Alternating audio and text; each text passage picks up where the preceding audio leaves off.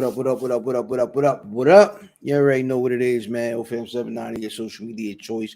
Live, like the squad. What's going on, man? We just kicking it. This is more the pregame. We ain't got to the main event yet. I'm just hopping on. Good evening, good afternoon, wherever it is you at, man. What's going on? Yeah, man. Where's Buffy? Uh we live, son. You know what I'm saying? We setting it off and waiting for the squad, whoever that is, this evening to come on through. But it should be an interesting evening. We're going to be talking about, I don't know if you've watched the Marvel show, What If. However, we're going to talk about our entertainment what ifs. What could have happened if, like, Bo Jackson didn't break his leg, you know what I'm saying, or his hip or whatever. We're talking what if, you know, it could be a plethora of things. We're gonna jump into it when folks hop on. It should be interesting tonight. We are streaming live via Facebook, via YouTube, which is our normal landing spot. Also, we're trying out Twitter tonight just because we can do it. Not gonna be a regular destination, but for the folks that do follow us on Twitter, the Bluebird app, we're gonna point them here, man. So you know what I mean? Definitely welcome anybody to hop in the chat and, you know what I mean, say what they got to say, because y'all know how we do. But yeah, we're going to rock and roll this evening. It should be interesting getting to, of course, the pop culture today. I don't know if folks were watching. Are y'all watching Ozark yet? Because Ozark is going crazy already. New Music Friday. There was some ill music to come out this week. A bunch of stuff we're gonna get into today, man. I'm strangely excited, and I'll talk about this later. But like I've always liked Action Bronson. Action Bronson's kind of always been a dope, you know. He's not gonna be your favorite lyricist or whatever. But he makes some dope music, man. Consistently, his sonics are dope, man. And I think he may have dropped his best project today. And I didn't even know it was coming out. I'm surprised. It was pretty dope though, man. I enjoyed it.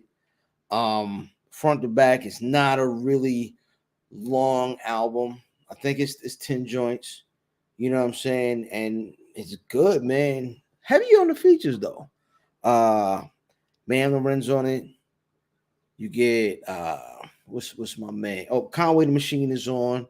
Rock Marcy is on. It's a pretty good project. I did not see any Big Body Best, which I'm kind of surprised because we've seen him pop up with the Rory and Maul. You know what I'm saying? We got a run in, man. Shout out my man, Mighty Vin. What's going on, Vin? Good evening. What's going on? Chilling. You know, we already live. We already live, you know what I mean? We are somewhat punctual now. Yeah. What's going on with you, brother? Nothing. It's funny. I was because you had originally said, "Oh, we got a guest today, and you do next week." I'm like, "Yeah," and then I was like, would have been nice to come on tonight, but I guess I'll go to sleep early."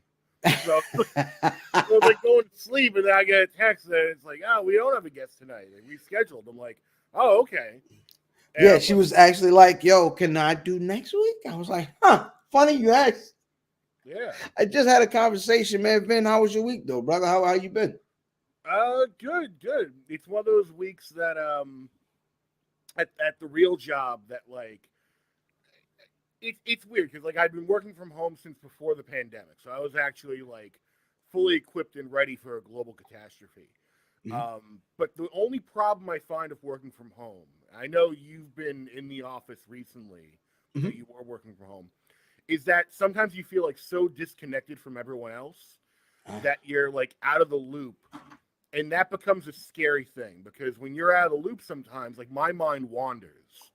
So if I'm a little too out of the loop one week, like if no one's talking to me, it could just be that everyone's busy doing whatever they got to do. But in my mind, it's like, what's going on? Like, why isn't anyone talking to me? What's going on?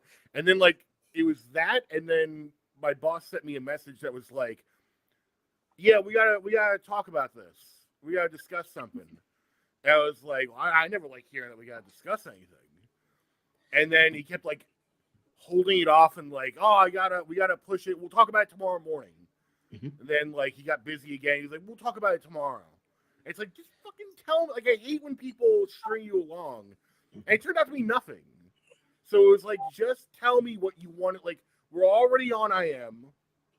Like, we have a million different ways that you could text me. We have Slack. We have this. We have that. Like, I was you don't about to have say, be you on- guys actually have IM, like OGIM? Oh no.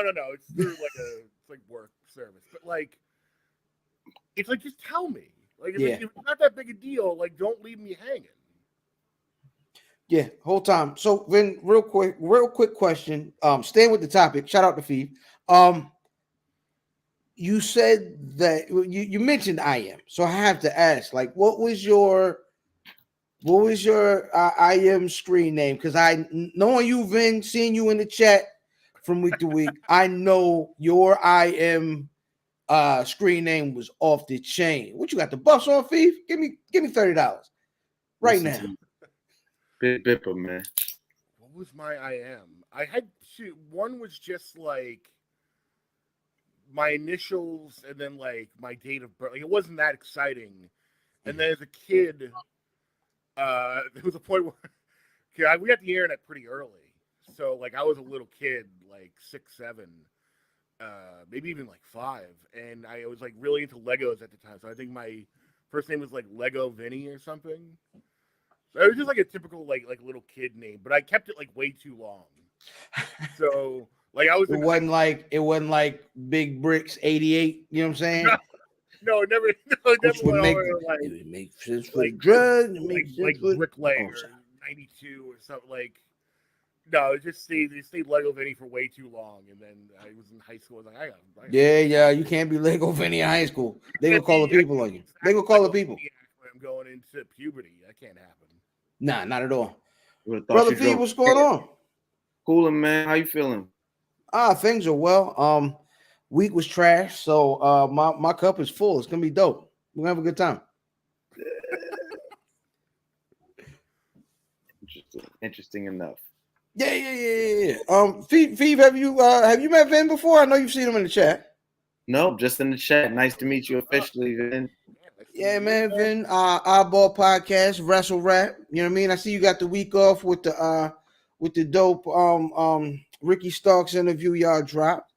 Yeah, we're finally back together tomorrow recording. We kind of taken just like a break around WrestleMania weekend. You got to go to Like, yeah, WrestleMania take next a year, week man. off. I know. I gotta just get out to one. Next year is it, man. We're definitely there. Well, that's the LA one, right? Yeah, that's Hollywood. Ooh. What do you mean next year is it over? No. Next year is just. They called it. It's just been like this year was live, right? But it was also kind of just us learning how to navigate, what it is to be in a Mania city and kind of connect with all the Black creators out there. And I think next year, man, it's just gonna go up from what this year was. It's already crazy, but then I'm like, there's a hole in the schedule where we can possibly fit an event for us. Oh. Next year is gonna be crazy. You know what I mean? I've talked to one of the promoters of the best event right now of Mania weekend, which is Wale Mania. We had a conversation this week. I believe it was this week, maybe end of last week. And things may be in the works, man. It's gonna be dope in LA. I just gotta, make sure I take it easy on the colors and the wardrobe, you know what I'm saying, while we out there. Oh my God. Niggas will be gangbanging at WrestleMania. Don't worry about that. No, but you in the city moving about. You ain't just at Mania. I'm just joking. Ain't nobody mess with y'all. Y'all a bunch of fucking wrestlers. Ain't nobody trying to get DDT fucking with y'all, man. Hey, listen. If you see the city, yo, nigga, the city turns into to a wrestling city when events like this in town, man. Listen, Dallas was crazy. Oh, I could imagine. I've heard the stories. I heard my favorite thing that I saw on Twitter was like, you guys had gone to, I don't know if you'd gone to a strip club or a bar or something. I wasn't involved in the strip club situation, but yeah, shout out to Some people went to a strip club and they said that like, I definitely stayed. So let me tell you really quick. So that night, that was Friday night, right? And that's where the hole is in the schedule anyway.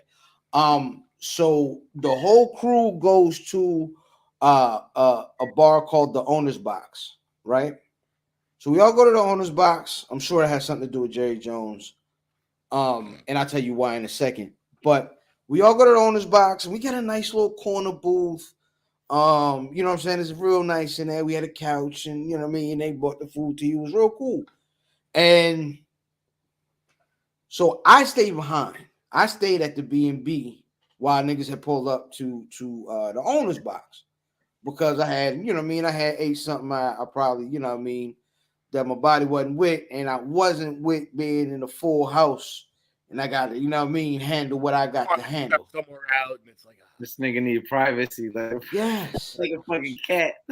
yes, yeah, y'all niggas go ahead, yo. I'll catch an Uber. I'll be there. So you know what I mean. I handle what I gotta handle. Catch an Uber to the spot. Everybody's in there having a good time, and personalities start jumping in. Rosenberg and Dip and guys from Cheap Heat are all in there mingling. You know, and you know it's cool at the bar and all. Shout out to Rock. You know, he the head honcho at this point because they about to make a Rock type move, right? It's like, yo, we moving to the strip club.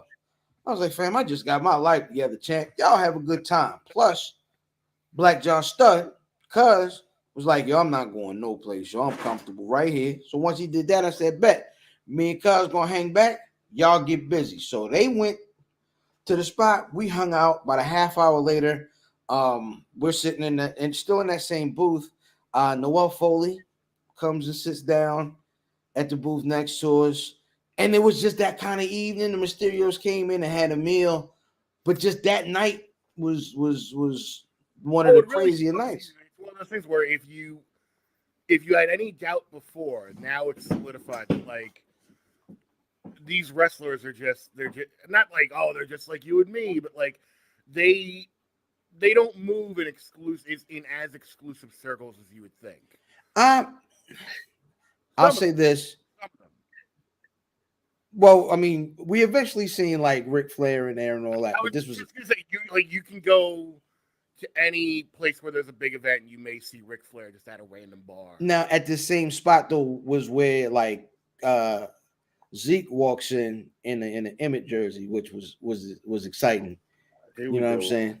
Again, man, nobody gives a goddamn about the fucking Cowboys. Hey, look, if it was Lamar and him whining on Twitter about, you know what I mean, niggas getting traded to Hollywood or whoever got traded, you know what I'm saying, then we would care, right? No, if the motherfucker was doing it fucking salsa with his hips when he fucking practiced before the game, you'd care. That's Victor Ortiz. I mean, what's the nigga, Victor Cruz? No, the hip fucking switch working. That's your man's. Don't worry about what my man's is doing. That's what your man's is doing. Hey, nigga, he was trying to keep his hips right. I don't know, nigga. Man, how you stretch it? Maybe it's something to it. I don't. Maybe I gotta solve some more. Maybe it's something we don't know. So what was the Mania story you heard? Because this is all that was the build up to get to what. I just heard that there was like all I heard was I was like on Twitter at like 1 a.m. and I just see someone posting about like, yeah, some girl went up to Davis, and then like he just that'll sort be of a took Colombian young lady. She was and then they Colombian. didn't see him for like a She's half from hour. Columbia, Maryland. That's crazy. No, Colombia. Oh, Colombia. Yeah. I don't know, like if he went to the champagne room. I don't know what was going on with Drip. He hasn't said on any of his podcasts. Huh. So I don't he didn't bring it up on Black Red. So I don't want to like open a door that he doesn't want open. Fair enough. Like, that's what I've seen. That's just what I saw on Twitter. So that's like as public as it's gonna get from me. Yeah, no. Yeah, they said he went up the stairs and came back down. And good for him. life changed. So shout out to that guy, man. I hope he had a great time, and I guess it's like. Can we talk about Drip for a second? Because I love the dynamic Mhm. of him and his dad on Black Wrestling. Oh man, shout out to Mike, man. Mike is a good guy. That's such a unique, like that wouldn't happen with anyone else's dad. Like you couldn't like if I was in his shoes, I couldn't like call up my dad. First off, I think most dads are probably like a little more conservative on the whole than Big Mike. Yeah, no. Big Mike is a huge liberal, which is funny. Like, what was the first time he got introduced on the pod? I think it was like Cal or someone was like, "Hey Drip, have Big Mike say what he just said to us off mic," and I'm sitting there going like, "What's he gonna say?" And he goes, "Oh yeah, OJ totally didn't do it." And got into a whole thing about well, I didn't say he didn't do anything, but I don't think he actually did it. And I'm like, you know what? He's winning me over. I kind of agree with him. Like, Mike is a wild guy. Shout out to Mike. Every time we have a young lady in the chat. Oh, he's just as crazy as everyone else. He gets it. Yeah.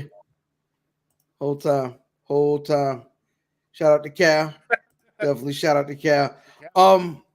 But yeah, man, it's definitely been interesting, an interesting week. Work was trash, and we're here now, and I'm about to get trash myself. So let's get busy.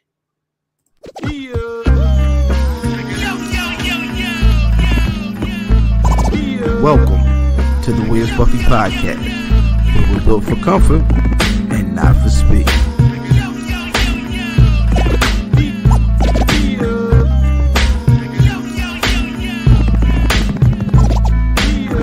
Hashtag shooting the five.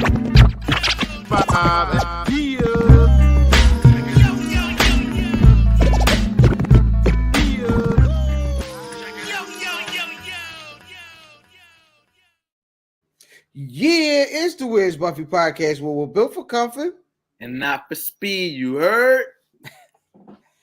Hey man, I am IlFam79, your social media choice, aka the R. Anderson podcast, and aka Captain Bro Albano, Brew Diamond Phillips, Vicky the Dragon, Steamboat, Cheeto Santana, PodChamp, Pod Guy's favorite podcast, the Pipe Him the podcast, Chew Bubblegum, and I'm fresh out of Dentine Nice, aka the Senior Love Daddy of WFAM, where family always matters, and my tag team partner.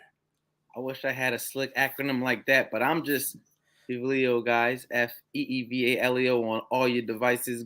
Google me, holla at me. I know your aunt probably heard about me. Skinny Boy Fizz till Diz come back. Fried Drexler, Dale Bernhard, aka the Beige Keith Sweat. You heard. And this week we got our special guest. You might have seen him in the chat. Yo, we need to have some theme music like.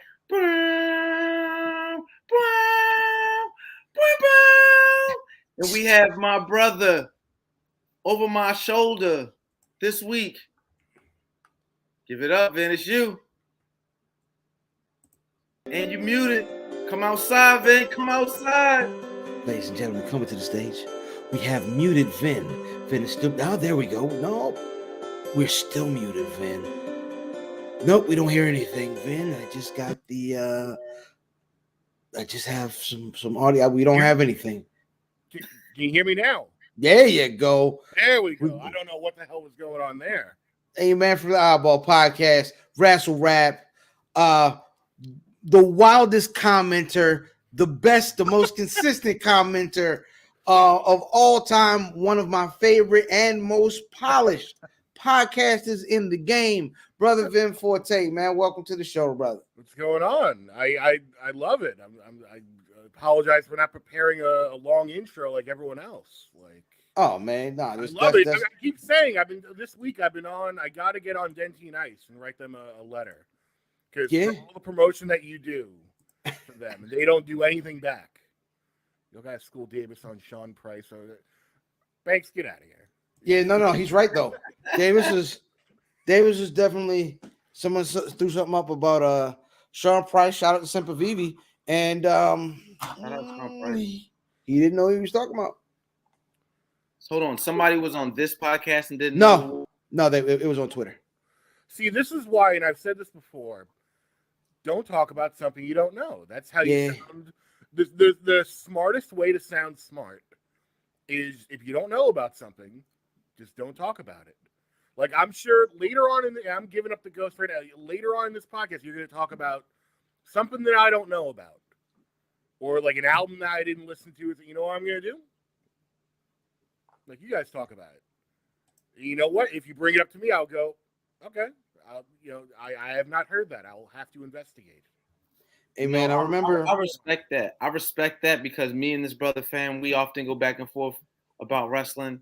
And he'd be talking that wrestling shit, and I'd be like, man, where are the drugs and the bitches? You know what I mean? He'd be like, nigga, that's not what this is. I mean, it all depends on where you're at. It still goes on, but it's like, it's a different wrestling world.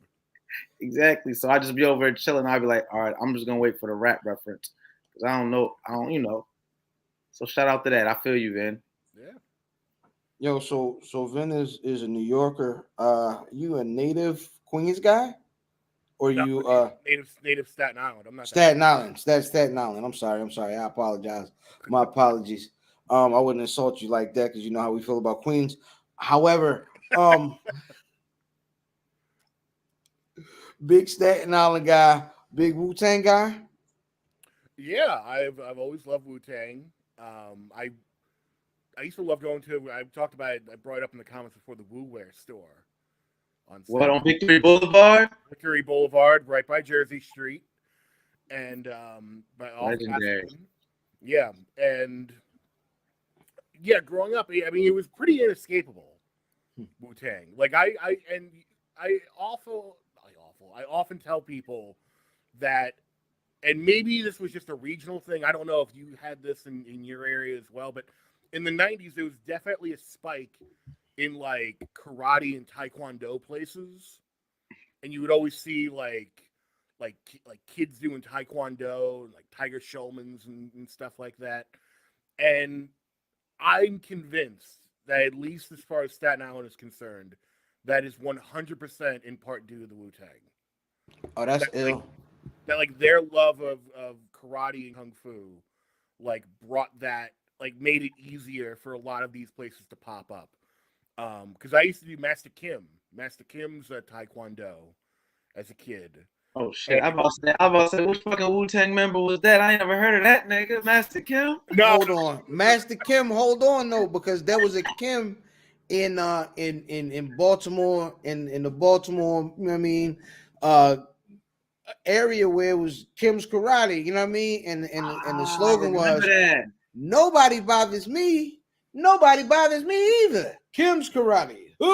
Like that was the same guy, because he had a bunch of those places on the East Coast, and he's like this wealthy. He had like real estate going on and stuff. He's one of these guys that like was like a personality in the community. Like you would see him pop up at like different political events. These guys handed a bunch of shit, but the Master Kim's that I went to eventually closed down, and it closed down like, when I say abruptly, I mean we showed up one day and the doors were locked. Oh wow! And he just like pulls up in like a Cadillac and is like, "Oh, talk to the call this number. My secretary will give you a refund." And I'm like, "What the fuck's going on?"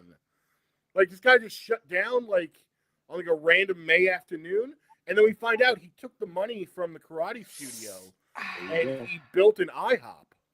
Filthy. And it just, but he didn't just build an IHOP. It became like the karate IHOP. Like if you go in it to this day, he's got like all his karate awards. For a long time, there was a TV in the lobby that played on a loop a 15-minute clip of him like on Late Night with Conan O'Brien from the 90s doing. I respect that. We call that switching hustles, and that shit was probably a tax shelter. He had to get the fuck up out of the karate game.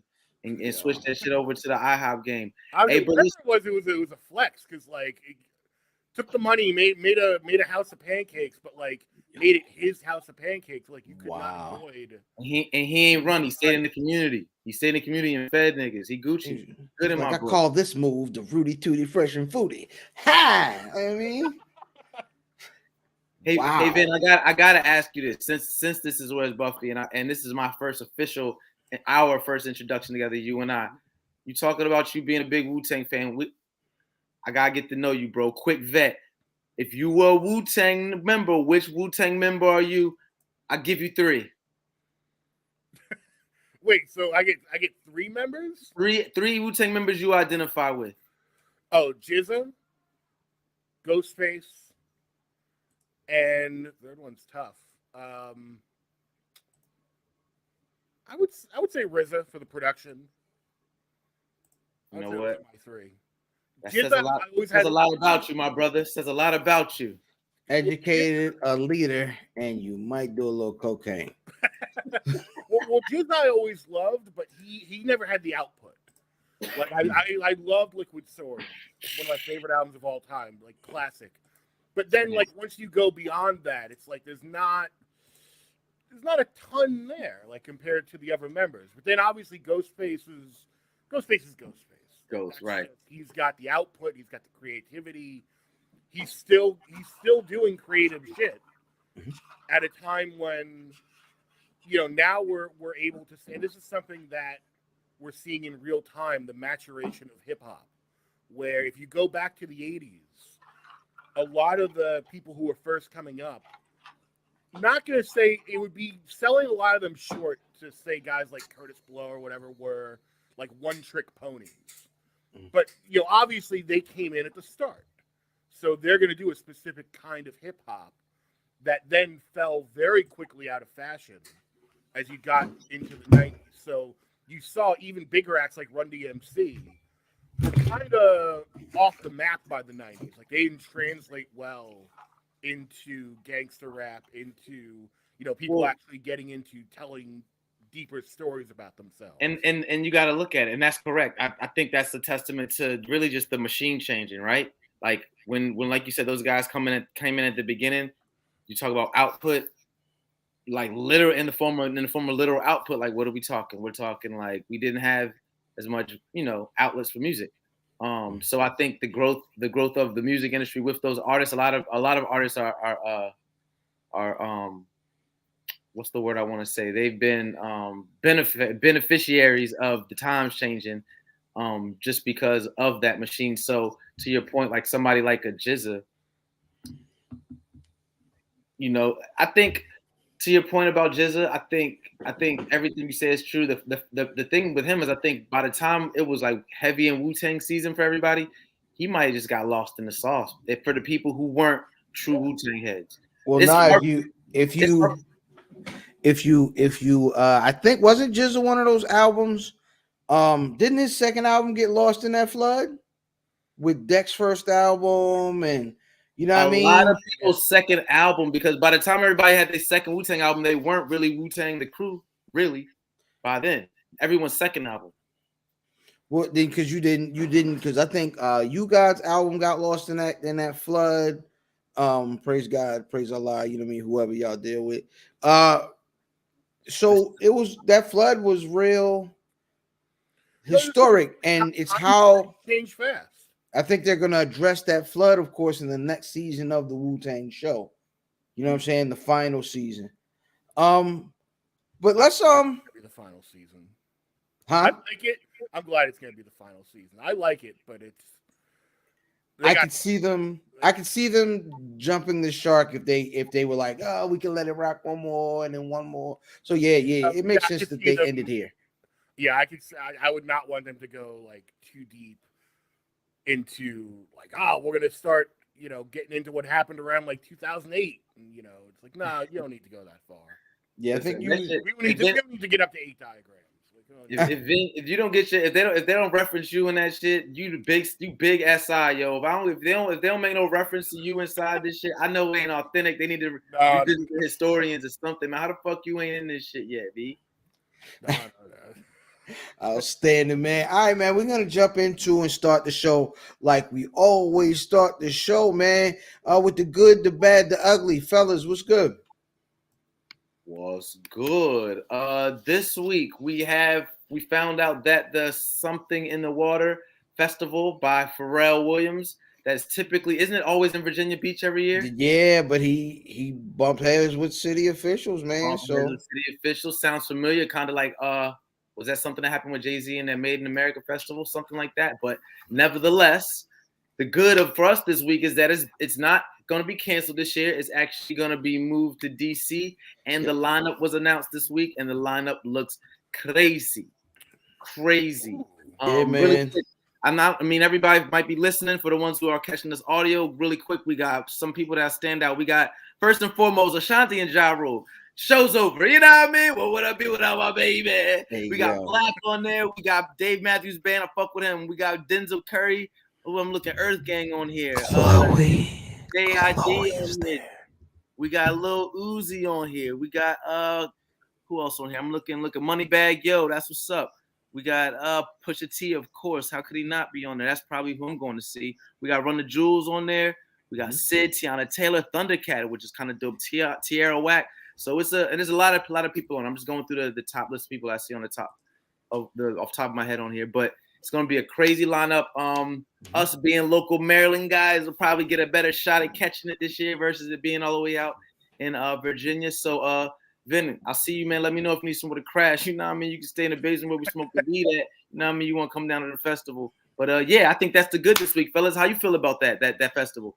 Yo, the funny part about it is every year that Something in the Water was in Virginia Beach, my mom was living in Virginia Beach. So if I wanted to pull up, just like you had offered, you know what I'm saying, Brother Vin, I definitely could have pulled up and been in comfortable and pocket friendly accommodations. You know what I'm saying? But I never took advantage of it. The mom's B&B. Right, mom's, yeah, you know what I mean. You pull up on my mom, you know what I mean. Rap niggas in town, we're gonna be through there. But I never took advantage. So maybe this year, I might stroll down the street and see what's popping.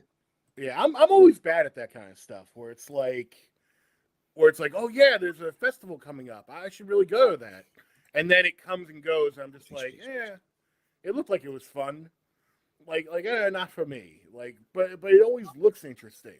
I don't know. I'm that guy that like hesitates a lot, and then it passes me by, and then I'm like, I should have fucking gone. But then I'm also the guy that's like, I don't know, is the lineup that like this lineup's good, but in general, I'm always like, is the lineup that good that I want to stand around and wait for the artist that I want to see? And like, where, is there gonna be a place to go to the bathroom? Can I get water? Like, I'm just like, I think of all the like little things that like, drag you away from actually going. Yo, you just gave me anxiety, man. Fuck it, I ain't going either, man. Fuck that shit. You gave me anxiety, yo. You gave me anxiety, yo. One thing I always think of first is like, where are the bathrooms? You know, you got the Porta Jones. Yeah, but then like, how many porta potties are there? It's usually what they'll do at a festival is it'll be like its own little corner. So it'll be a big space with what would look like maybe between 30 and 50 of them joints. And it's in its own little section. Like a toilet food court. Yes. A toilet food. Yeah, poo court. The poo court. So I mean, as long as you only with the waterworks, you know what I mean, you should be good. If you, but if you gotta anywhere, I don't. But if you gotta drop the leg somewhere, man, it might be a struggle. You know what I mean? It might get dicey. Might get dicey in there. There's definitely something in the water in them things. Might have to break out my Boy Scout training and dig a cat hole or something. Holy smokes! That's gonna take us to the bad. Them Staten Island survival tactics, yo. That's all that Wu-Tang you listened to growing up, my name. That might be the name of the episode. The bad this week, the good folks over at Zara, one of the streetwear, I guess it's a streetwear brand, I guess. It's definitely something trendy. Zara put out this they had a new design, and you guys tell me what you think. God dang it! Wow. All right, let's see it. My apologies. That's a cease and desist letter coming through your email. That's exactly what it was. That should have. All right. So no, shout out to DJ Premier. This Never Break is the logo that they put out. Wow. This is the Gangstar logo. That is, let me tell you something. When people talk about appropriation and culture vulturing and, what is the line? Because, you want people to, to make money, but what are they making money off of? How are they doing it? This is blatant. This is so blatant. Yeah, it's like when you're check. It's like just pay homage and pay for the trademark, the rights to the trademark, and just put a Gangstar jacket out. Just you might like. Yeah. It's like when you at the eye doctor, right? And you can't. He be asking you to know the difference between these. He's like, all right, what's better? Is it camera 1 or camera 2? Camera 1 or camera 2? I'm like, fam, I can't tell the difference, my nigga, because somebody got jacked, man. Y'all niggas need to pay DJ Premier and Guru's son. You know what I mean? Go ahead and pay them people, man. Y'all niggas is filthy for that. Machines, because it's always the same image that's way too far away, and it doesn't look the same. It doesn't look different. Where does it ever look different? And you know what's interesting? Knowing how design processes be in these situations, it's probably some fucking intern, low decision maker on the totem pole came up with something slick, and somebody who doesn't have the history or the connection to the culture or whatever. It probably takes somebody to blow this shit up on Twitter or for some of this conversation for it to be like, for now everybody's like, oh shit. And now once you fuck up because you got that much money invested, you know what they say? Mm-hmm. Fuck y'all. You know what I mean? Sue me. Like that's what you say at this point. They're too committed. They're too far down. It's too far along. It's funny. People not in the know would like their heads would explode if they knew just how much of what they consume, and in terms of like and also for me specifically, it goes back to like entertainment, like journalism content, but certainly with merchandising as well. How much of it is done at the grunt level by just interns, people fresh out of college? Because I remember being fresh out of college and learning about people getting jobs at big time music magazines that I won't name, and being assigned like the real important reviews, like, hey, like this big Kanye album is coming out in 2008, and we're gonna give the job of reviewing it to this kid who it's his like third assignment, and he's just an intern who was getting us coffee last week. And I remember it's just like, are you kidding me? It's like, no, that's who we're having put this review together or do this. But you know why, right? Oh, because they don't want that pressure. You say the wrong thing. They don't want the pressure. Don't want to pay someone who could actually do a good job. Mm-hmm. So cheap labor. But and they're not gonna stand up to it. The problem is they need somebody that if they say what they said, you can easily disassociate. Oh, it was a new guy on the staff. We didn't vet him like we should have, so we let him go. But it is what it is. I've been on about 10 years ago. I went on a lot of job interviews because I was writing for a couple different websites, and I was on a bunch of job interviews for these like BuzzFeed style websites, and a lot of them, every single one of them, frames it as the same thing. They go, well, this is a big opportunity for you. Like, we're going to give you all of this responsibility, and we're going to give you a nice title and all that. And it's like, well, how much are you going to pay me? It's like, oh, $25,000. It's like, get the fuck out of here. Yeah. It's that's the equivalent of like, ain't that few. I heard y'all got some shirts out here, baby. Pay for them. Nah, baby. I'm gonna put it on a promotion. You know what I'm saying? I'll be on the avenue. Everybody gonna see me on the avenue and that. Come on, shorty. I'm gonna be out Lexington Mark, and I'm gonna be out Penn North. Y'all, I'm a legend now. Come on, excuse me, shorty. Let me ask you a question. How it is, because then you have a bunch of these kids who think they know what they're doing right out of college that are like, yeah, man, I work for BuzzFeed, or like I work for AOL and this and that. And it's like, yeah, but you are so far down the totem pole. and you Yeah, don't 'cause even realize you were it. born the year the Moment of Truth came out, like 97, 98. That's the problem. Like you would never know. Yeah. Yeah. All right, man. To the ugly. Dwayne Wade was doing an interview this week, and he let it be known that when he was little, he did the same. He threw a dress on, he threw some high heels on. You know what I mean? He thought that's what his son, was doing. He was like, yeah, that's what's up. But yeah, I wore it first. I don't care about folks' sexuality. I don't care. Come on, little Boosie. Chill, Boosie. No. This is actually coming from a father. All right, go ahead. Let me give you a moment. Sexuality. I don't care about a identity. When you are between the ages of 8 and 12, I don't trust you with open drawers and a goddamn stove. You telling me that you can make decisions about life that are going to affect and really set what you do going forward for the rest of your life at between 8 and 12 years old? Listen, I have a 13-year-old upstairs. I know his capacity for life. I know that I still need to be heavy-handed with guidance. There's no way that a child that young should be making this level of decision. And I believe we're starting to see the fact that he may just be living vicariously through his son. Could be. I know this is a big topic right now that a lot of people are like afraid to touch, where it's like, oh, at what age, like you were saying, at that age, like, do you really know what's what enough to come to a conclusion about, who you want to be?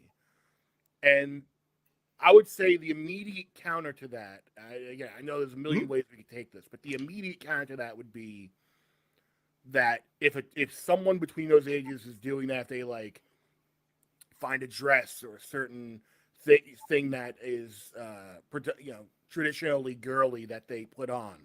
Mm-hmm. It could just be that that it's like a feeling out process. Like, like, hey, no one told me not to put this on, and it feels good on me. So I'm just gonna keep that information in my own back pocket. And maybe it comes out later on, and they explore it a little more. But I also don't think there's anything wrong with parents stepping in at a young age and being not necessarily condemning that type of thing, but explaining that there's a time and a place for that. And I think that's what both sides of the argument, liberal and conservative, are kind of missing. That's sort of the middle ground I think a lot of people are missing. That there's a time and a place, and if you want to explore those feelings, that is fine. But let's focus on you just being a kid right now, and if that's a part of it, we can as a parent. I'm not a parent, but I'm saying, like, if I was in that position, I'd be like, as a parent, we can discuss that if you really feel a certain way. But I don't think there's anything wrong with saying that at a particularly young age, that to say I'm definitively one way or the other, I don't think you have to go that far quite so soon. And this is why I say Vin is one of the most polished podcasters I know. He explained it perfectly for me. No, and I totally agree. And I guess I feel like I'm in the middle with you guys. Pause, because I feel like the it's like the only issue that I agree. I just feel like the only issue that I may have is that it feels like in this specific issue, not overall, this specific issue, it feels like kind of exploiting the kid. It just kind of feels like it. Like it's still a child. And it's been a couple of years. Like now the child is 11, 12, 12, not 13, maybe 12, 13 now. But, you know, it's been a conversation or been this, it's been in the front of this child has been in the face of this discussion, the child mostly, probably since she was 6, 7, 8. So I feel like I don't feel comfortable with the child being the face of the discussion when and she shouldn't have to, he or she, I don't want to be disrespectful, like shouldn't have to be. But with that said, with everything that you guys have to say, I actually agree. It's never too early to talk about that. It could be a phase, more or less, like Vince says, or not. And as long as if as a parent, whenever it lands in my lap, is whenever I got to deal with it, right? But go ahead. Not to cut you off, I was going to say this is also new information to a lot of people.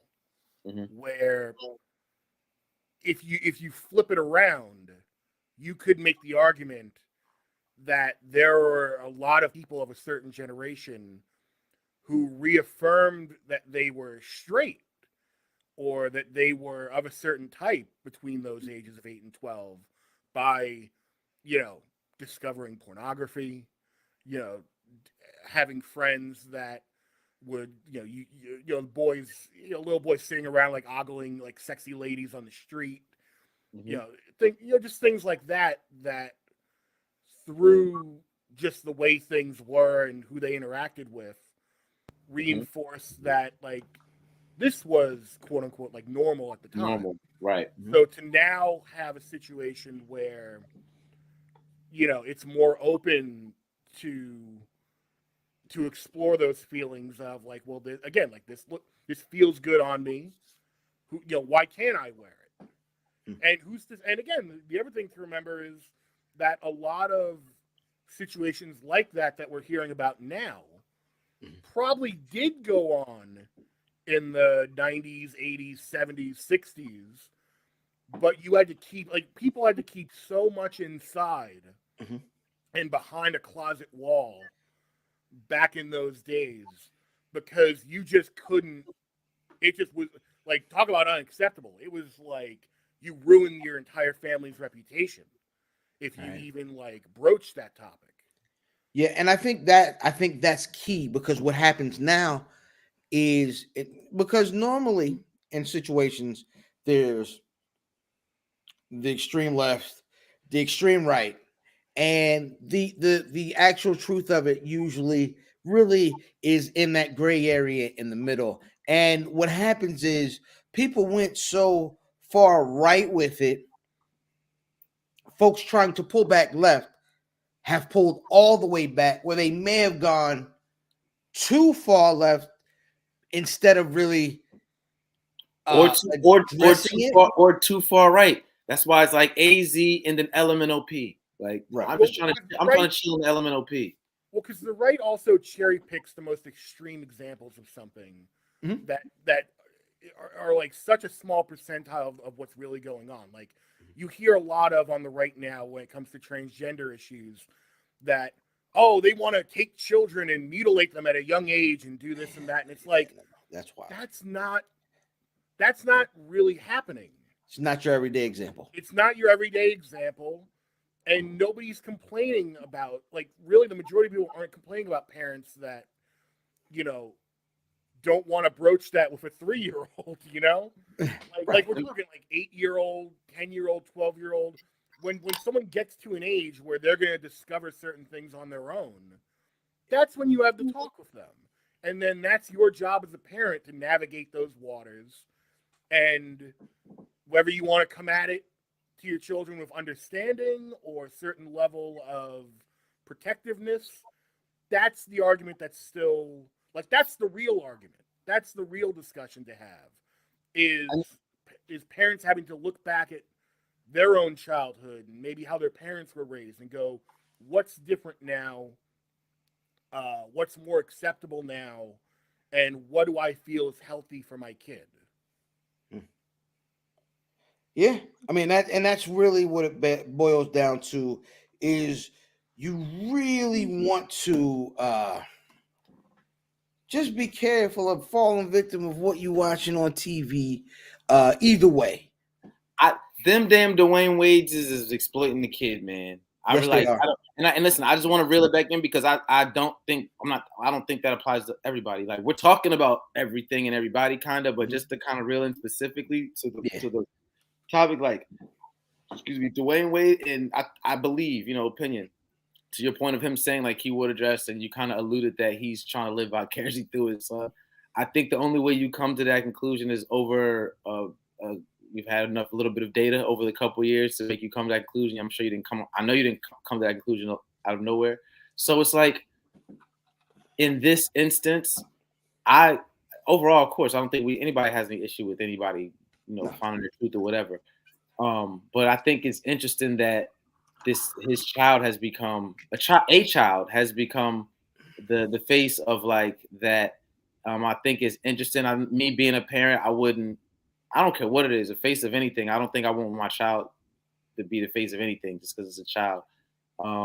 But really quick, so you said something, Vin, that made me think. You know what I think be the issue that we all kind of struggle with is that like freedom is a beautiful thing, but it's also an ugly thing, right? Like you can do and be whatever you want to be. People can do and say whatever they want to say, preferably as long as it doesn't affect people. But then that's where it gets subjective. But this is what comes with it. People can be. I'm a true free person. I think you can say you should be able to do what you want to do. I don't give a fuck if you identify as an elbow. I don't know what you want to do, but like as long as it's not affecting nobody else. And if somebody doesn't like seeing like with their eyes what you do with your life, that's their fucking problem. But yeah, it's not your problem. Outside of that, it's like, but I don't think the kid should be thrown into that. I don't think the kid should be thrown into the face of people's political issues and all that shit because that's not either way. Yeah, that's a fair point to make because again, like, who thrust this kid into the limelight with this issue? Like, this could have been something that, okay, they're public figures, they're a public family, they can talk about these issues and their child, but then what is the line from there? When you're, okay, we got to have our child do a photo shoot now, and then we got to have them, she's on Ellen. We got to go on Ellen. We got to do.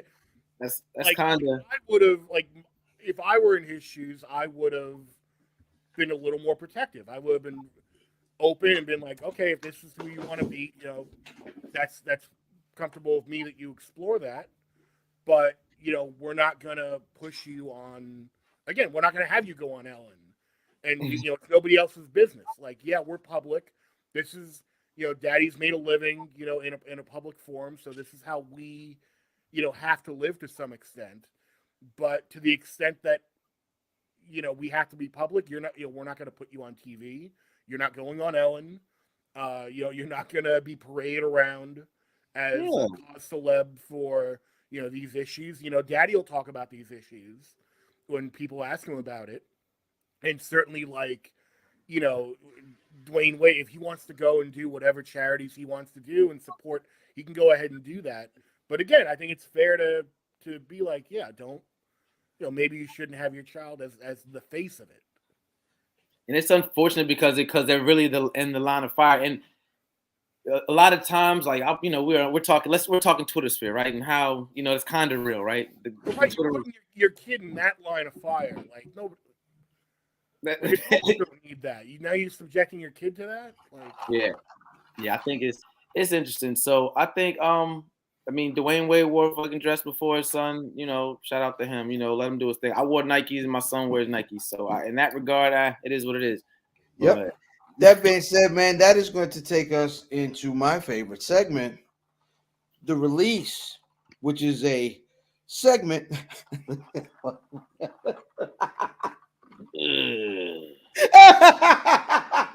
Yo. Yeah. All right. You ever notice, you ever see a kid, right? You ever see a kid playing Little League Baseball and the pitcher's not that good? And the pitcher throws that goddamn mud ball and it's coming slow motion and the batter is just like, Vin's face just now when I said the release. Vin said, What have I signed up for? Because I know it's coming. Pause. Like, Vince started looking at the contract. He said, "This shit is not in the contract, y'all motherfuckers." Get my manager on the phone. outstanding. So the release segment, we'll put y'all on to something dope that came out this week. Brother Fee, what you got? I was gonna go with the traditional popular album that everyone is talking about today, the Future album, I Never Liked You. But I'm gonna throw us for a curveball. And I like perfect album title for Future, by the way. Yeah, it is. Actually, it's actually a really good album, but I'll save that for that's what everybody's gonna be talking about. We're a little bit more. I never liked him, so I never. He's actually on the cover of GQ this month as the greatest rapper of all time. The G and GQ might stand for Goofy. Go on though. Keep going. The G and GQ stands for get the fuck out of here. Yeah, whole time. But believe it or not, we spoke about this brother earlier. What you did. Wale dropped the tape. His More About Nothing tape dropped today. On socials. I mean on DSPs. Well, it's not. I mean, is it not new? It came back out, so it's a re-release. So I appreciate it because it was gone off the DSPs for a while. So we get Brother Folarin. There's a couple more records on there, isn't it? Stats? I would assume so. No. Oh, I think it's a couple new records on there. So that's my release. I'm happy to have that back in the DSPs because we ain't had it in there for a while. Shout out Wale. Yeah. Brother Vin, is there anything that came out this week that you thought was dope? I got a food item for everyone. It is. You got Dunkin' Donuts by you? I know. Yes. Some places don't. Okay. I can almost see Dunkin' Donuts from my crib. Well, you might want to run out after this and get some. Maybe wait till the morning when they're hot and fresh. But okay. They released a new donut just today. Someone literally gave me a hot tip this morning. They're like, "If you had this donut yet?" Pause. Yeah, I got a hot tip this morning. That's right. It's a family show, Vin. I'll stand by. I'll stand by that hot tip. So he sent me a hot tip, and he's like, "You gotta try this fucking donut." I'm like, nobody's ever texted me to like try a donut before. This has got to be good. And sure enough, they have. It's a cornbread donut. But to call it a cornbread donut is selling it a little short.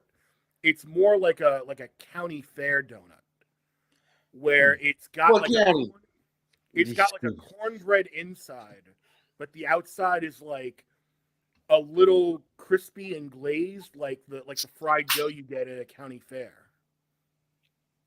Vin, I take it. Have you ever had Thanksgiving down south?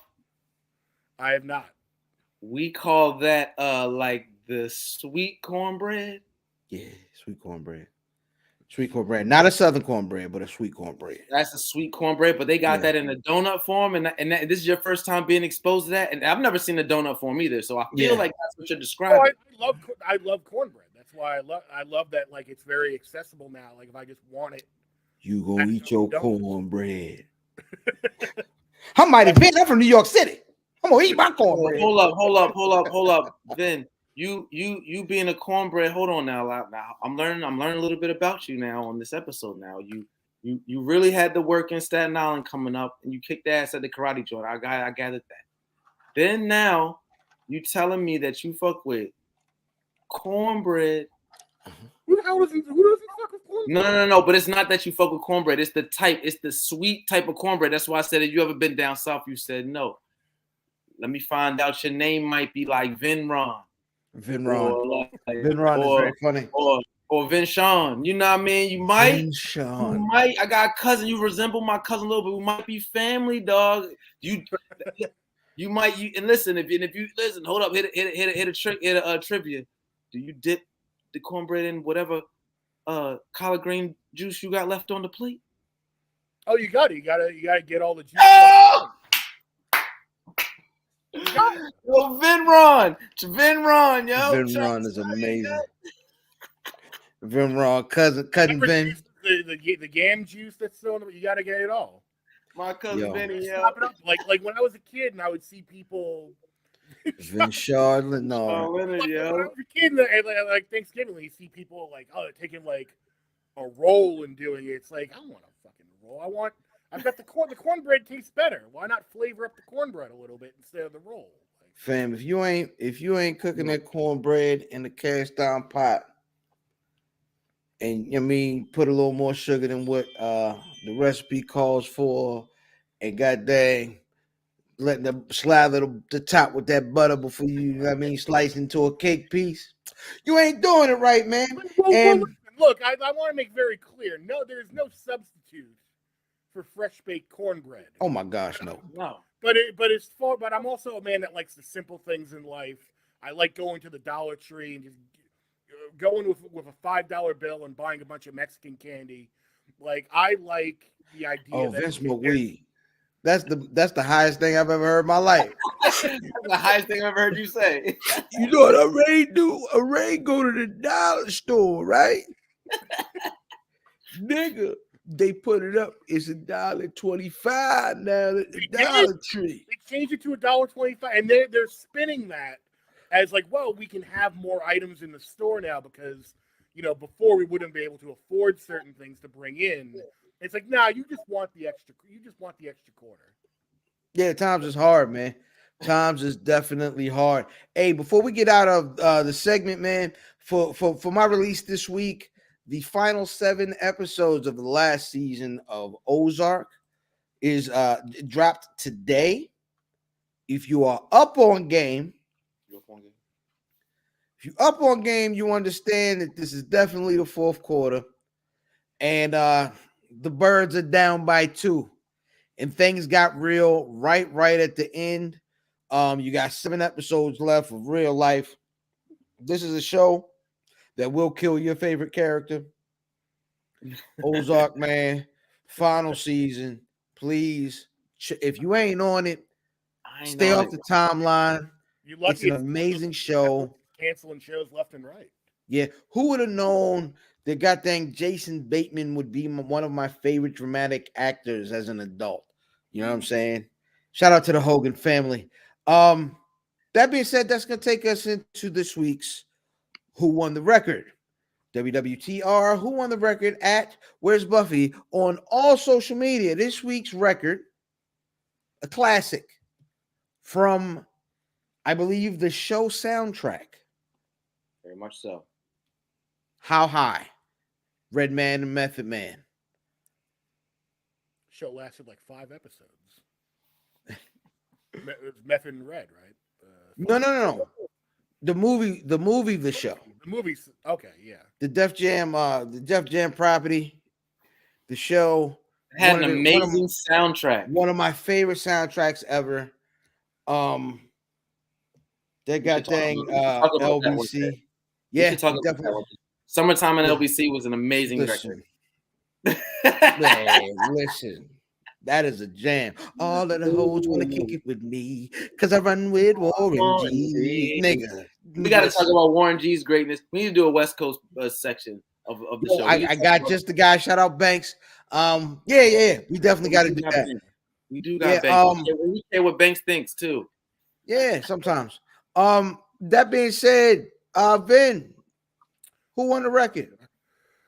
I'm gonna say Redman won the record. Reggie You was never trying to come back to Staten Island. I'm standing. That's very funny. Method ain't from Staten Island anyway. Obviously, it's close. Like, you put Method and Red together, that's especially at that time, you know, it's gonna be very close. But it's like mashed potatoes and corn.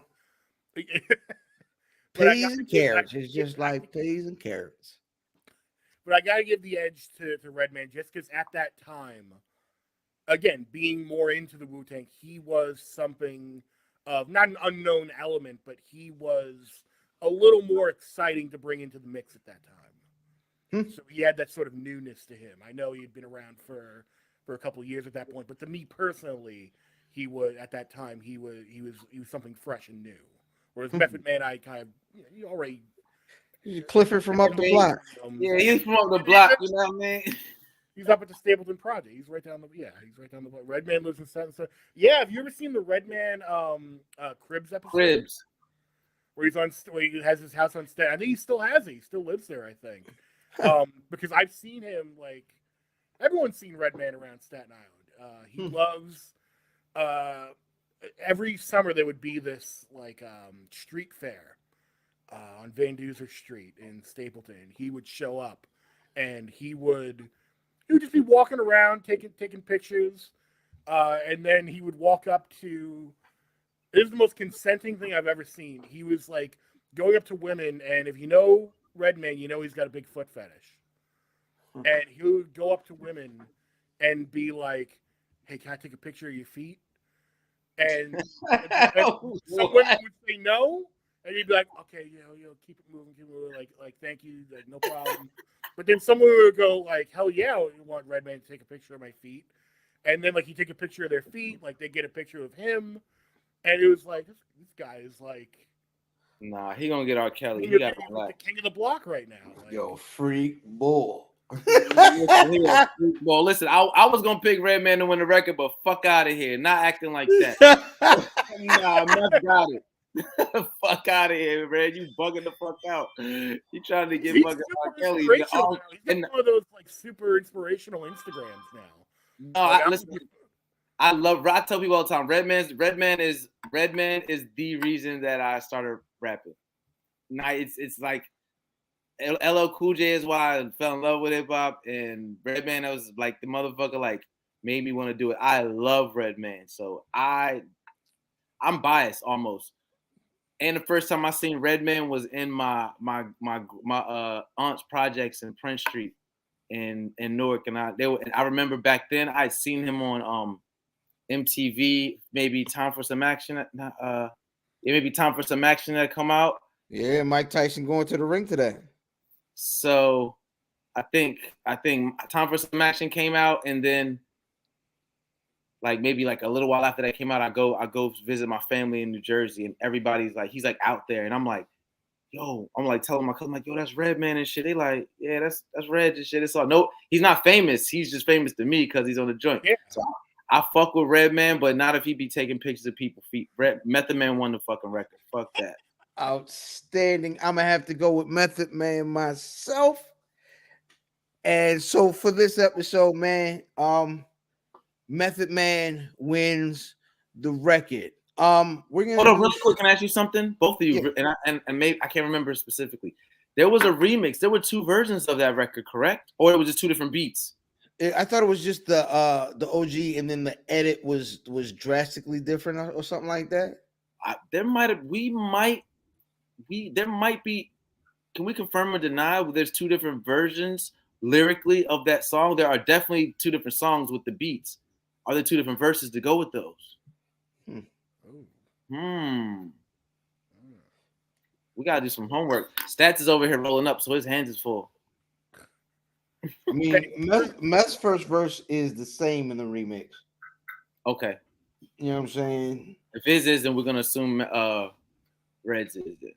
Yeah, it looks the same. I like that you mentioned LL Cool J, because I feel like he's in the past couple of years, I feel like he's getting his proper due again. Because for a long time, I think a lot of younger people looked at him and saw him more as like an actor. Oh, he used to rap, but now I think people are going back and they're looking at stuff like I'm bad and really being like, no, he was great. Like he was legitimately like really fucking good. Like back in the late 80s. LL kicked down so many doors. It's like he got Vanguard Awards, he's got Hall of Fames, like does he got Oscar yet? Shit, like ain't really much left. No, he's got to get the Oscar.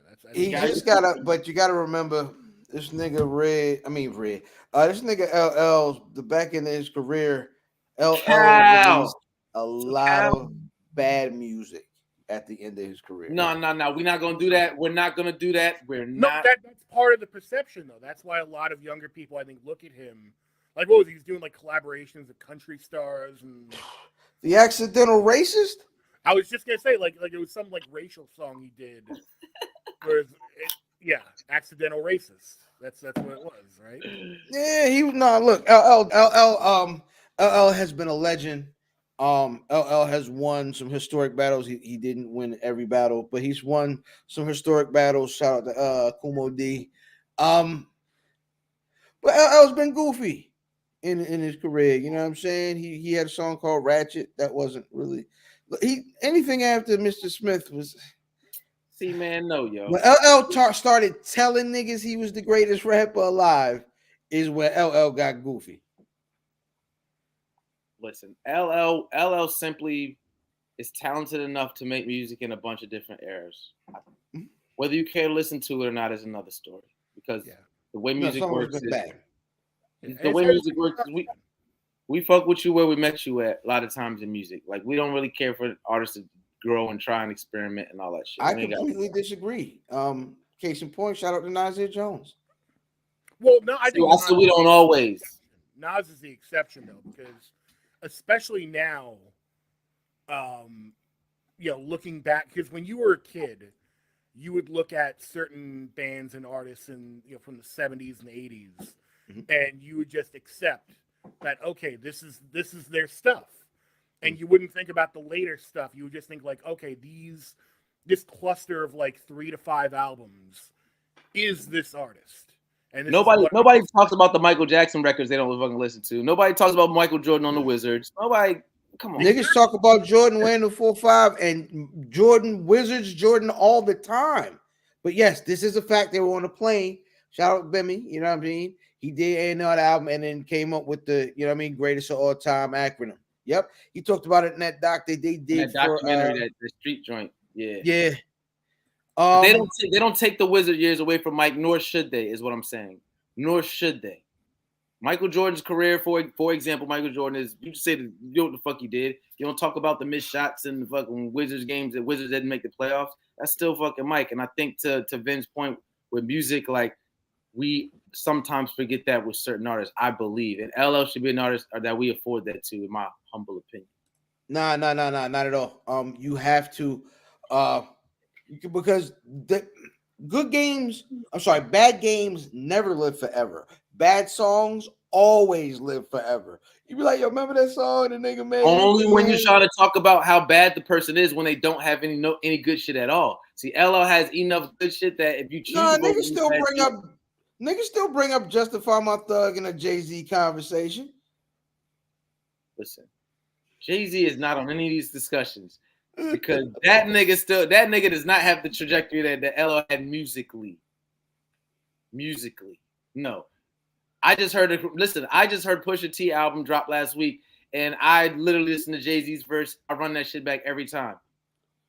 You want to hear a new Jay album tomorrow? This is the thing. I'll tell you this. I don't be wanting to hear from none of these guys, and I'm gonna tell you why. Because I feel like I grow with artists, right? Like, there's nothing that Jay-Z can say over the course of 8 to 12 songs that I feel like today will make me go crazy. Now, I say this. I said that shit when 444 came out, and I was wrong. Well, that was an instance where he had something new to bring to the table. That's what I'm saying. Vulnerable Jay. 3 or 4 albums before that, it was basically just because the thing with Jay-Z specifically is that each album is a timestamp on where he's at in his life.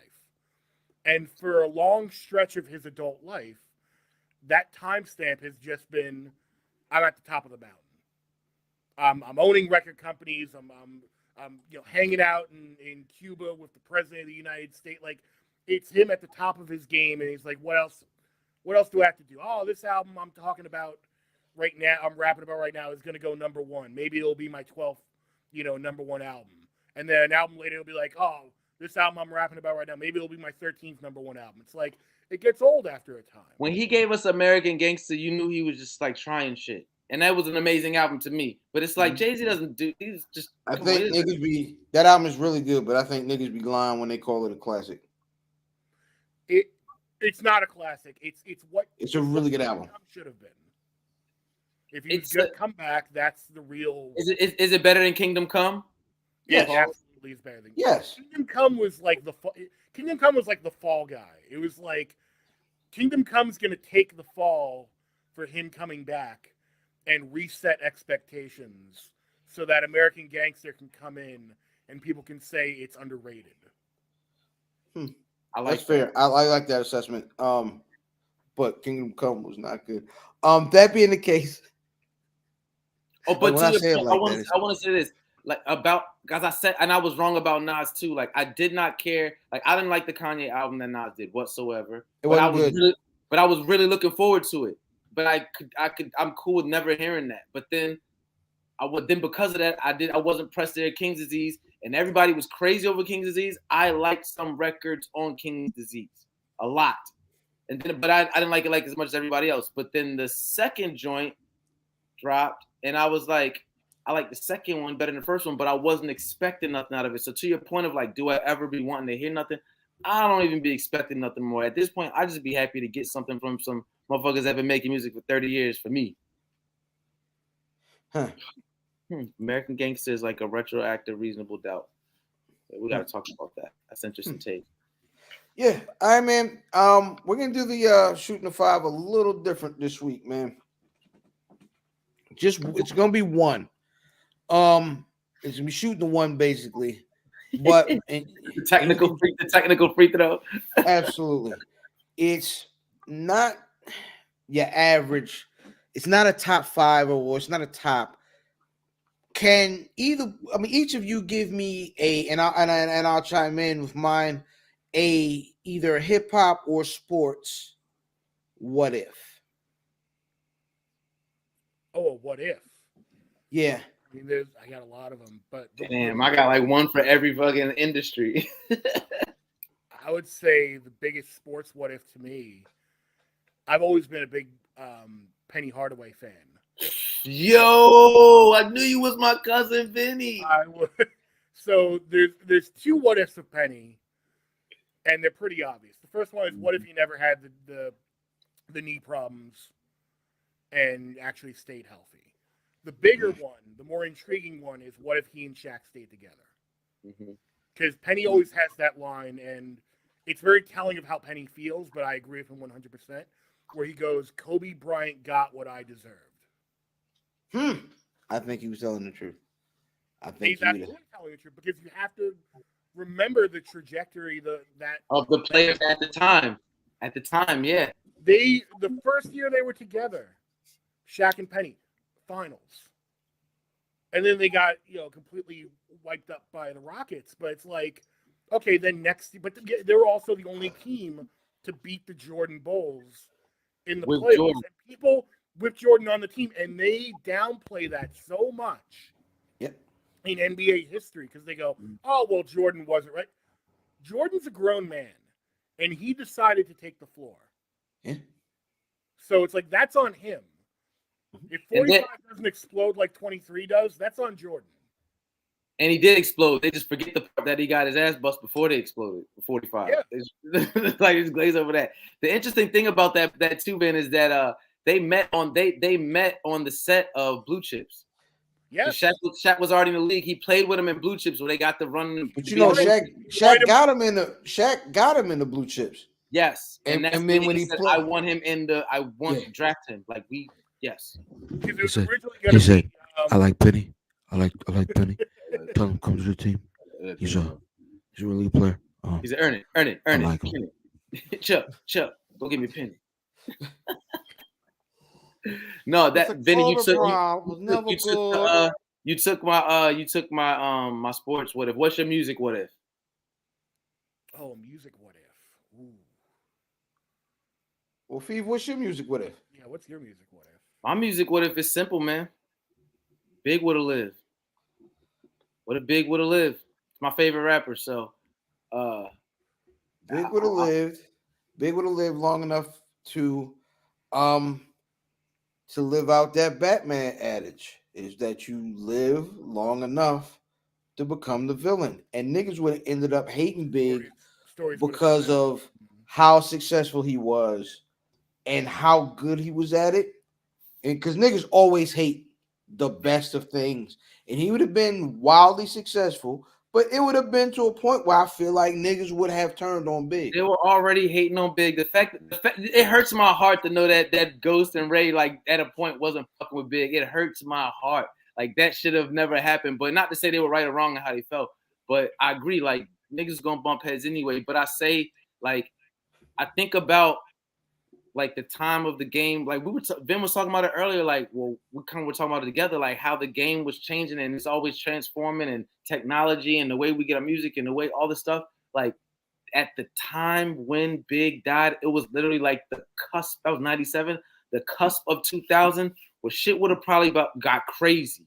Mm-hmm. We talking about artists that we'll never know of that we'll never know because he might not have discovered them or through his travels and his talents and records that we would have never, classic verses would have never, like, it's like, yo, that shit, he might have been washed up 5 years after that any fucking way. But, but like, because considering where he was at when we lost him, that's one of the biggest what ifs for me. Yo, what if Lauryn Hill didn't go crazy, right? So what if Lauryn Hill ain't crazy, nigga? I guess you could phrase it, what if have you seen her makeup? She didn't become a recluse. Say it again, Ben. I guess you could phrase it like, what if she didn't become a recluse? A recluse, yeah. Listen, Lauryn Hill went nuts, my nigga. She put out that 2.0 album. Lauryn Hill wasn't finishing songs. She was on stage with a do-rag on her head, sing songs, and she was like, I miss Wyclef. And then finishing and go to the next song. Disclaimer, we support mental health here at Whole time. Back to our regular schedule programming. Yeah, this shit went crazy. She had back-to-back dudes do her dirty. You know what I mean? You just Wyclef, Rohan Marley. If Lauryn Hill was able to thrive as an MC, I feel like Lauryn Hill could have made the best album made by a woman, best hip-hop album made by a woman. You know what I'm saying? Because I love the Miseducation of Lauryn Hill, but it's an R&B album. I believe the Fugees would have made another at least 4 mic album, and I think we would have got just years of quality music. I think Clef and Jerry Wonder would be known as one of the best duos in production in the history of hip hop, just because they would have been around still. You know what I mean? Do you think her leaving? Because I think could I roll up what you're saying into the biggest what if might just be the Fugees altogether? In general, I mean, not all together. We can do without Proswell. However, we would have seen, you know what I mean? We wouldn't just still be hearing because Proswell's not good. Proswell's not good at anything. Man, that's the Fugees, man. They either the Fugees or the G's without that nigga. You can't have both. Listen, that nigga's you God. Anyway, We're gonna stop disrespecting Staten Island niggas with Vin in here, you heard? Hey, listen, I'm just gonna be honest. You know what I'm saying? Yeah, look. But yeah, a music one. Yeah, Vin ordered Postmates last week and you got dropped it off. He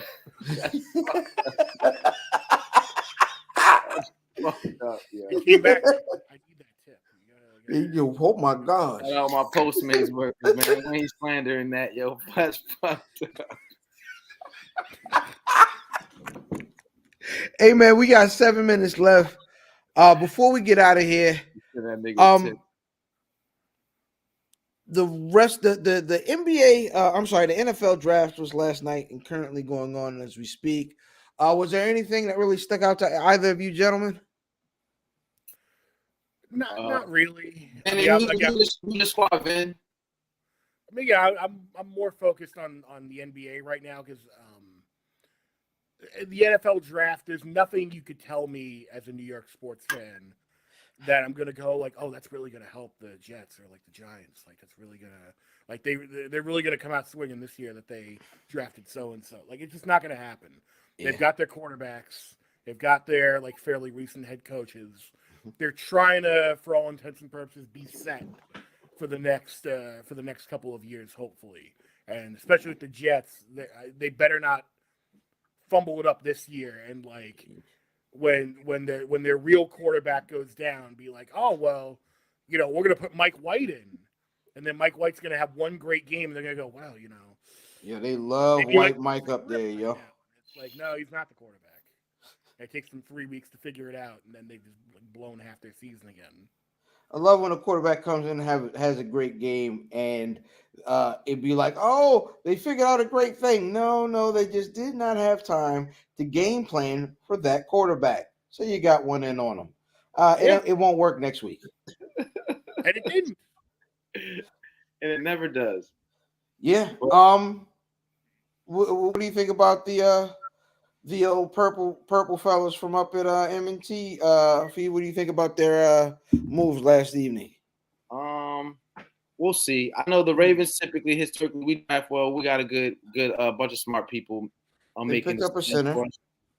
We picked up a center. We beefed up the line. We got a safety pause, and we'll like I said, we'll see. We draft well. I don't really trip off the draft. I'm not. It's to the point like I just kind of check the alerts on my phone over the past few years because I trust what we do. Our system is what I trust with my team. So Hollywood's gone. Excuse me? Hollywood's gone. Hollywood's gone, but listen, he requested the trade, so that's after the season ended, and he said that he was cool with everything. He talked to Lamar at the end of the season. So Lamar did know then he was. So Lamar was on social media bugging for nothing. I was just being dramatic on Twitter. That's what Stats said. Oh, you don't want your quarterback being big dramatic on draft night. You know what I'm saying? He trying. Oh, whoa. Listen, you don't. With that said, let me say this. I don't care about none of that. The fact of the matter is, Hollywood, we're gonna miss you, brother. You caught a lot of big catches for us. We appreciate you. I almost choked you the fuck out 2 seasons ago with all them drops any fucking way. You came back and kind of redeemed yourself. Oh, now he ain't good. Then no. I'm giving him a little eulogy and shit. Like I fucked with you, then I kind of didn't. No, he should keep playing. But then I know Ravens up for us. So we respect you. He's a winner. He can come back and get a half and half anytime he want in town, east or the west side. We got nothing but love for you. Come get a chicken box, Lake Trout. Nothing but love for you. Half and half. Yeah, you good. But yeah. Talk my word, Curtis Bay half and half.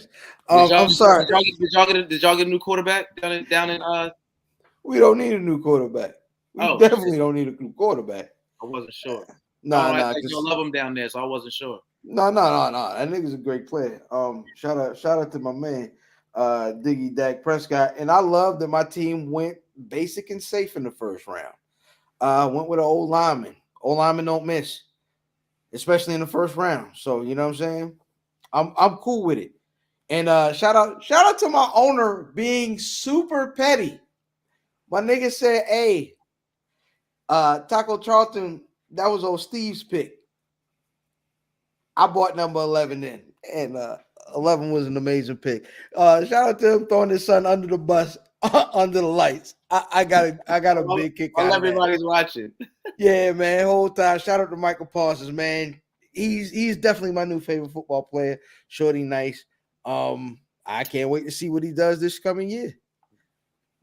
That being said, before we get out of here, we have 2 minutes left.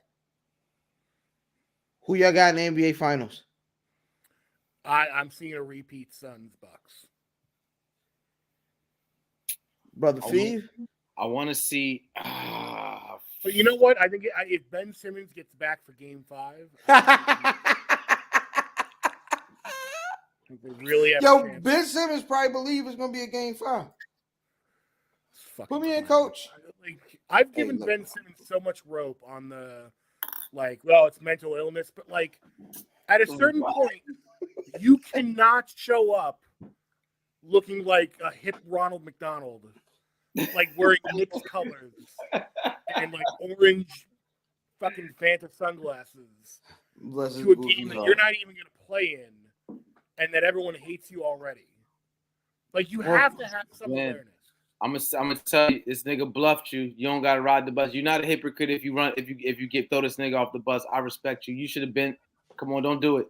You're gonna lose your credibility riding for Ben Simmons, and we respect you too much. Who's doing that? And Kyrie's got to get. Kyrie's in these press conferences. Kyrie is as goofy as niggas thought he was. That nigga's Yeah. goofy. Man, that nigga Yeah. gets buckets. I don't care about that shit. He gets That buckets. nigga's fishing Is right he- now. I want to Here's see. the I question. want to see Milwaukee versus Golden State or Jason Tatum in the finals because I don't give a fuck about the Celtics, but I wouldn't mind seeing him with Jason Jason Tatum. Tatum. Jason Tatum about to go home tomorrow. I got Was a it Kyrie tonight? question. Is this Yeah. too taboo a question related to Kyrie? No. Now, in the past week and a half, it's been said that he's been not on his game because he's been fasting for Ramadan. Oh, I like it. Now, But he broke his fast. he did break his fast. Yes, he broke his fast during a game. Because he can break his fast once the sun goes down. Iftar, nigga. Okay, because I was gonna say, like, if that's the reasoning that some people are gonna give, Ramadan happens every year, so it's like it's just gonna happen when the playoffs come around every year. So, like, is this guy gonna be? Let's assume he's gonna be great and there's gonna be no issues next year. But then when the playoffs come around, he's got to fast and he's gonna be totally off his fucking game. Hey Vince, stats bundles over here said it's lunar, so he's definitely lunatic. I am IlFam79 on your social media choice, aka No Answer the Podcasting, aka Captain Bro Albano, Brew Diamond Phillips, Sticky the Dragon Steamboat, Pod Sham Pod, God's favorite podcast, the Potty Pipe. I'm in the podcast, Chew Bubblegum and I'm fresh out of Dentine Ice, aka the Senior Love Daddy of WFAM with family always matters, and my tag team partner. Hi guys, I'm Fever Leo, FEEVALEO on all your devices. Search for me, you'll find me. And your favorite aunt with the thickie, she know who a nigga is too. Skinny Boy Fizz till Diz come back. FVLO on all your streaming devices. God don't bless no suckers. GoodVillainClothing.com, allthisorder.com.